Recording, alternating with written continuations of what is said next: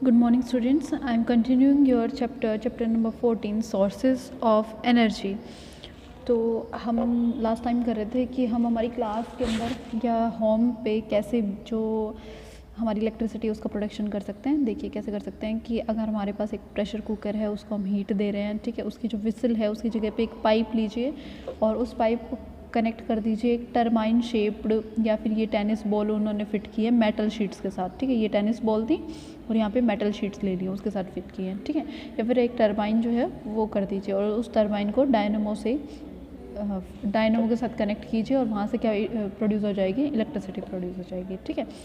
This is और turbine for generating electricity. ये क्या है, हमारी टरबाइन है इलेक्ट्रिसिटी जनरेट करने के लिए। The simplest turbines have one moving part. एक जो पार्ट होता है उसका वो क्या होता है, मूविंग होता है, और साथ में क्या होती है, रोटर ब्लेड्स होती हैं। The moving fluid act on the blades to spin them and impart energy to the rotor. जो मूविंग फ्लूइड है, फ्लूइड मूविंग कौन सा, ये वाला फ्लूइड, ठीक है, ये क्या करता है, जो ब्लेड्स हैं ये वाली ब्लेड्स इनके ऊपर एक्ट करता है और उससे क्या होगा, जब ब्लेड्स पे एक्ट करेगा तो ये ब्लेड्स जो है वो घूमना शुरू करेगी और उससे क्या होगी, रोटेशन से एनर्जी निकलेगी, ठीक है।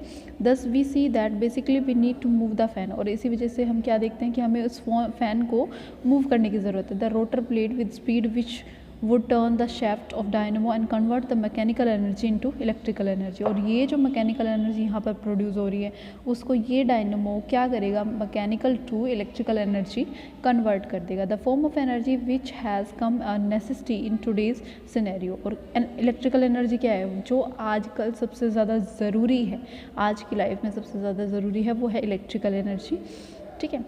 The various ways in which this can be done depends upon availability of resources। और जिस तरीके से जिन तरीक़ों से ये किया जा सकता है वो किस चीज़ पर डिपेंड करते हैं कि कौन कौन से स्रोत हमारे पास प्रेजेंट हैं।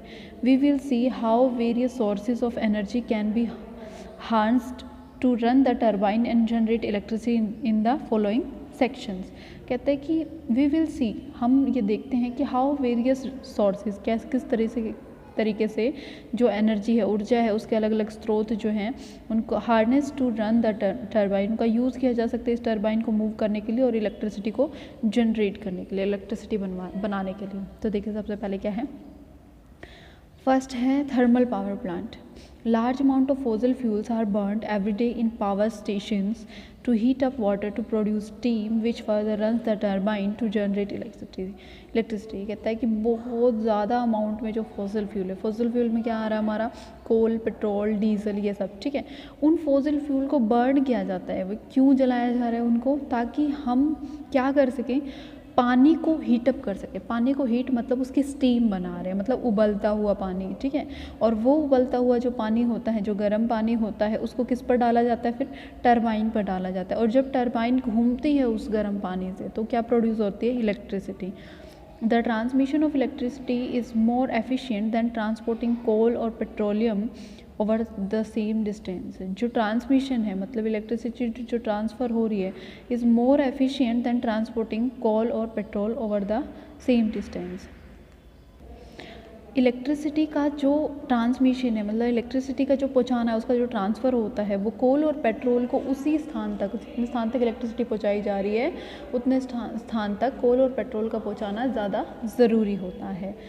Therefore, many thermal power plants are set up near coal और oil fields। और इसी वजह से क्या होता है कि जो मोस्टली थर्मल पावर प्लांट होते हैं ना, वो कहाँ लगाए जाते हैं, वहीं पर लगाए जाते हैं जहाँ पे कोल या फिर ऑयल जो है वो प्रेजेंट हो, उनकी जो खादान होती है उन्हीं के पास। क्योंकि देखिए इलेक्ट्रिसिटी जो है, इलेक्ट्रिसिटी तो क्या है, वायरिंग से हम उसको पहुंचा सकते हैं, तो वो इजी मेथड पड़ता है, लेकिन ज़रूरी तो होता है, ठीक है, वो इजी पड़ जाता है। लेकिन कोल और पेट्रोल को पहुंचाने में, उसको ट्रांसपोर्ट करने में भी तो बहुत ज़्यादा वो लगेगा ना, कॉस्टली होता है वो भी, और हमें बहुत सारे कोल और पेट्रोल की ज़रूरत होती है। तो इसी वजह से उनके ट्रांसपोर्टेशन में कोई प्रॉब्लम ना आए और लंबे डिस्टेंस तक उन्हें ना ले जाना पड़े, इसके लिए हम क्या करते हैं, जहाँ पर कोल और पेट्रोल की जो माइंस होती हैं, मतलब जो खादान वगैरह जो होती हैं, होती हैं, वहाँ पर ही क्या लगाया जाता है, थर्मल पावर प्लांट जो है वो लगाया जाता है, इस्टेब्लिश किया जाता है। Therefore many the term thermal power plant is used since fuel is burned to produce heat electricity which is converted into electrical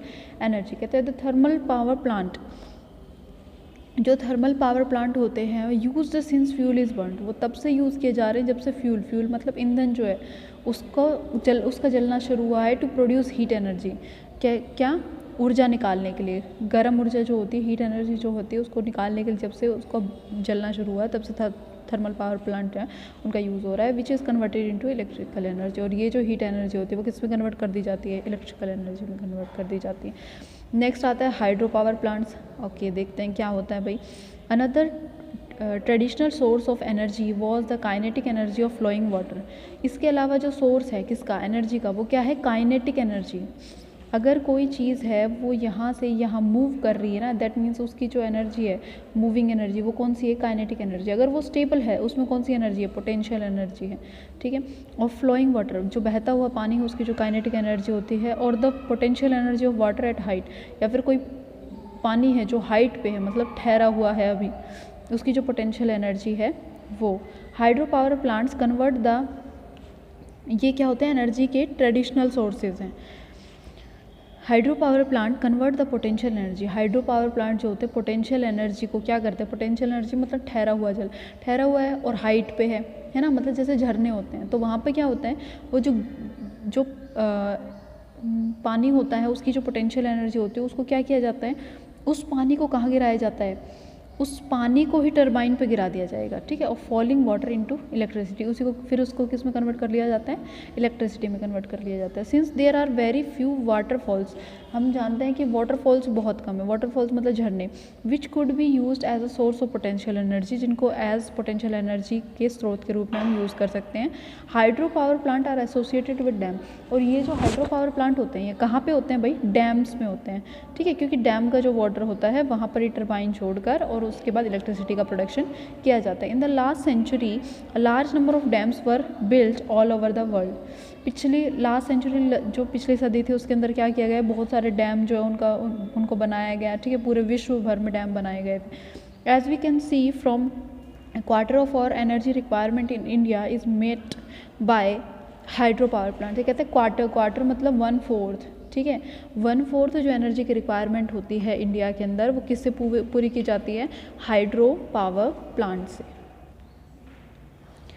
In order to produce hydel electricity, high-rise dams are constructed on the river to obstruct the flow of water and thereby collect water in large reserves। क्या किया जाता है कि भाई हमें अगर बहुत ज़्यादा अमाउंट में इलेक्ट्रिसिटी प्रोड्यूस करनी है ना, तो हम क्या करते हैं कि बहुत ऊंचे बांध बना देते हैं, ठीक है। अब जितनी ज़्यादा हाइट होगी उतना ही ज़्यादा क्या होगा, पानी का ठहराव हो गया और पानी उतनी ही तेज़ी से नीचे गिरेगा। अब जितनी तेज़ी से नीचे गिरेगा टरबाइन पे उतनी ही ज़्यादा इलेक्ट्रिसिटी की प्रोडक्शन होगी। तो बहुत हाई राइज जो डैम्स होते हैं उनका कंस्ट्रक्ट किया जाता है ताकि जो पानी का फ्लो है उसको रोका जा सके, and thereby collect water, और जो वाटर होता है उसको एक हाई अमाउंट में क्या कर लिया जाता है, रिजर्व कर लिया जाता है। फिर the water level rises and in this process the kinetic energy is flowing water get transformed into potential energy.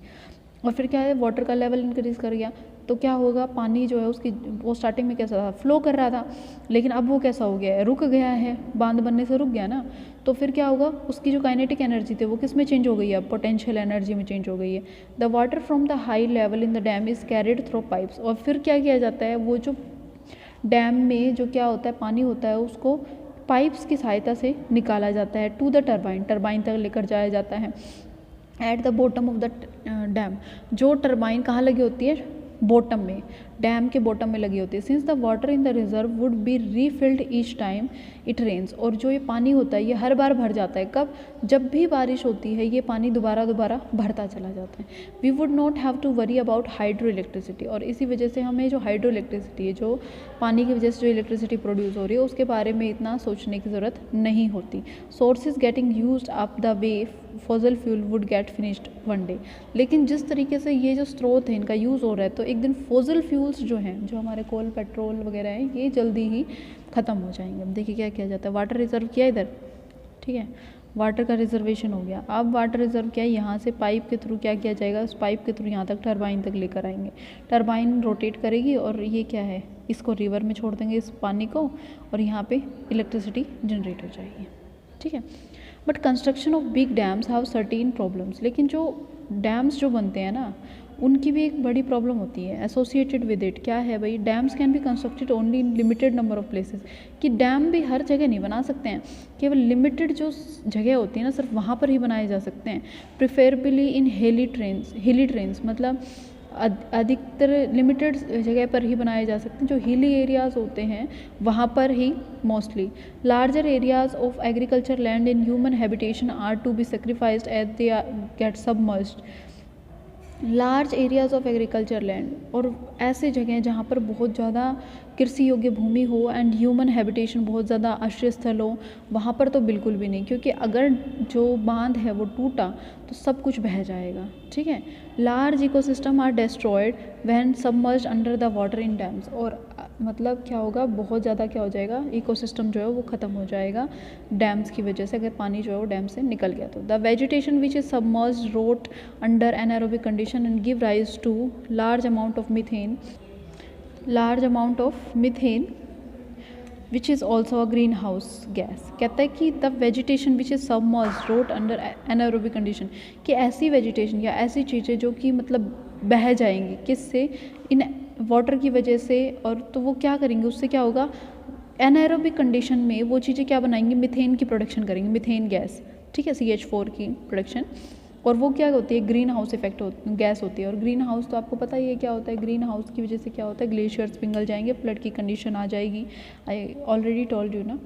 It creates the problem of satisfactory rehabilitation of displaced people, oppositions to the construction of Theri Dam on river Ganga and Sardar Sarovar project on river Narmada are due to such problems। और इन्हीं सब की वजह से क्या होता है, लोगों को अपना जो जगह होती है उनकी वो छोड़ कर कहीं और जाना पड़ता है, और इसी वजह से जो तेहरी डैम है जो गंगा नदी पर बनाया जा रहा था, और सरदार सरोवर जो प्रोजेक्ट है जो नर्मदा पर है, उसको अपोज़ किया जा रहा है, मतलब उनका विरोध किया जा रहा है।